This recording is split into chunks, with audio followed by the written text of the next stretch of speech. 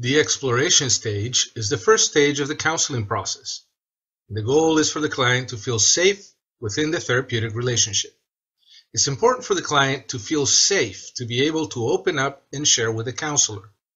This relationship has to be built on trust. Carl Rogers, one of the first therapists who emphasized the importance of building relationships throughout the therapeutic process, identified 6 conditions that are necessary for change to occur in clients. Number 1. The counselor must be congruent or genuine in the therapeutic relationship. Number 2. The counselor must feel unconditional positive regard or acceptance.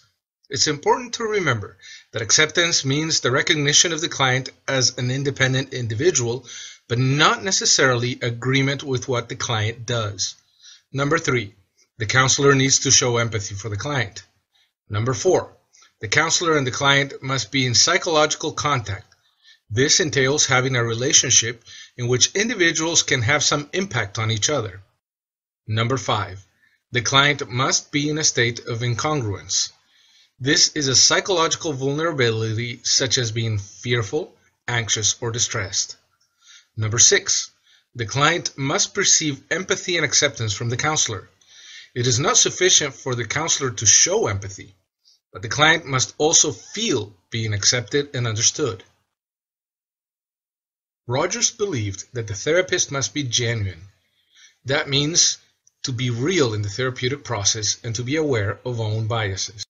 Some skills that can be used in the exploration stage are restatement. This is the repeating or paraphrasing of the overall context of what the client is saying. Restatements can be either tentative, so you seem to be saying that maybe you were a little late, or as direct statements, so you were late. Examples are as follows. I hear you saying, it sounds as, you are saying that, so if I'm hearing you accurately, what you seem to be saying.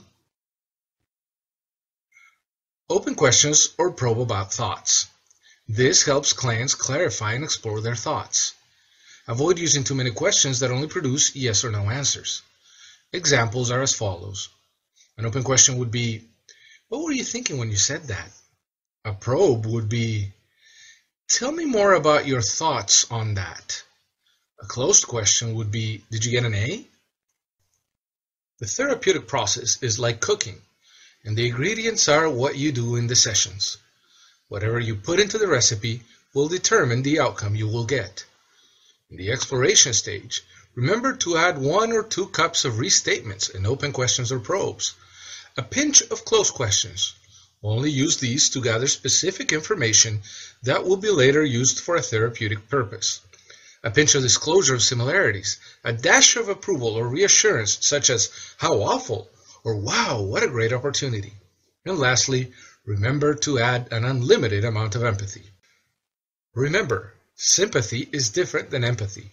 Sympathy is feeling bad for the client, and it usually involves acting in a position of power instead of seeing the client as an equal. Empathy is being able to understand the client's feelings while at the same time remaining objective.